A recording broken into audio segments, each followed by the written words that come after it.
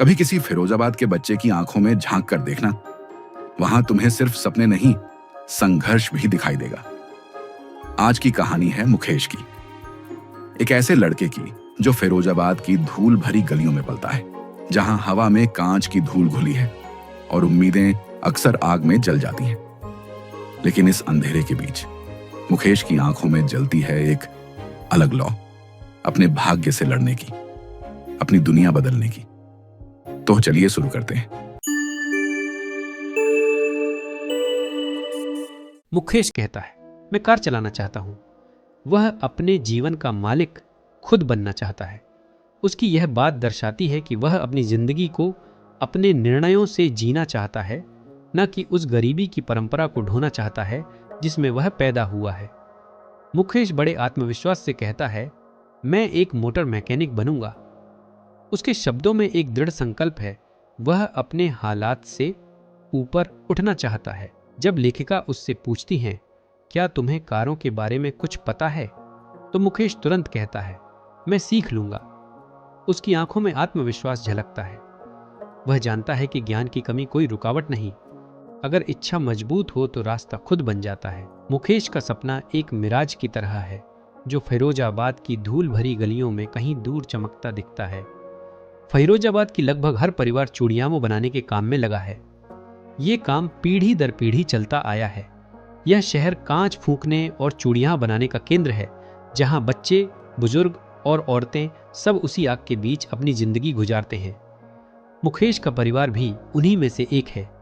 उन्हें यह भी नहीं पता कि बच्चों का कांच की भट्टियों में काम करना गैर कानूनी है।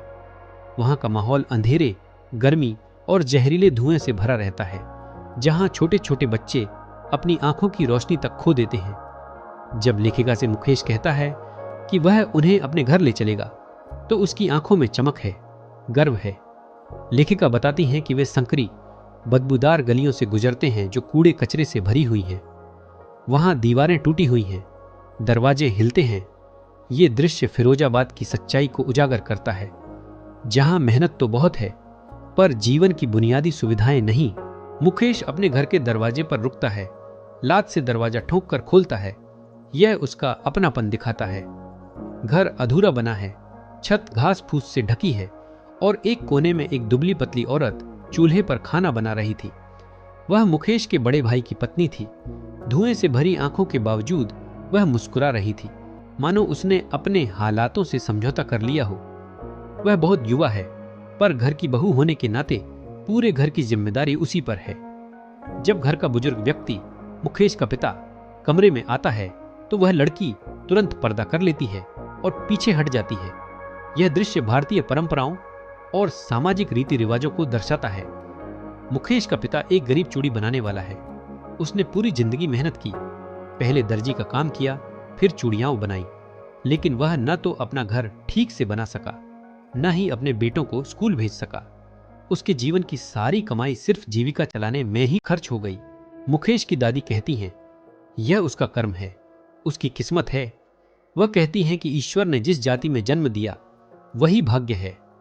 उनकी सोच दर्शाती है कि कैसे भाग्य का विचार लोगों को संघर्ष करने से रोक देता है।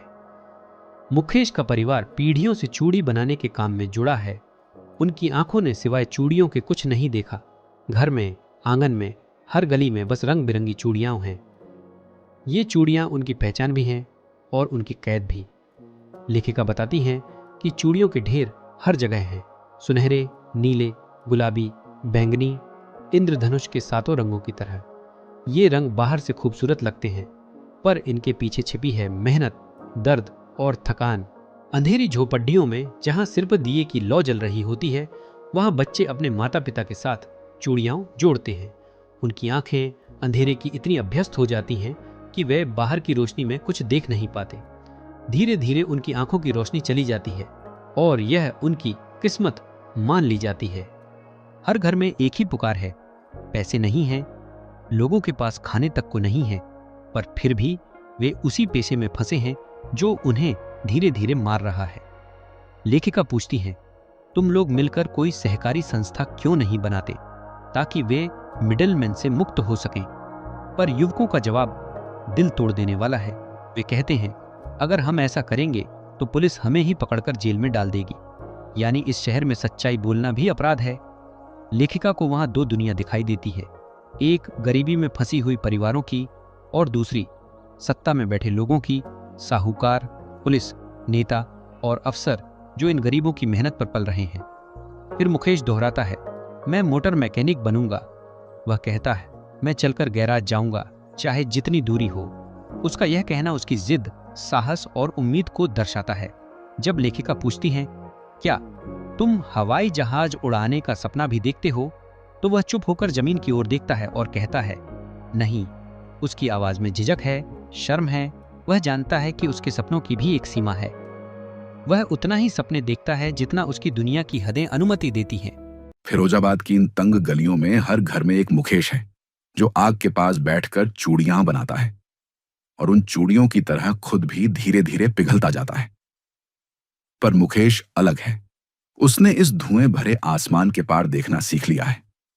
शायद एक दिन मुकेश सच में अपनी कार चलाएगा और उस दिन फिरोजाबाद की किसी गली में एक नया सपना जन्म लेगा। तो दोस्तों, यही था आपका चैप्टर लॉस्ट स्प्रिंग पार्ट 2।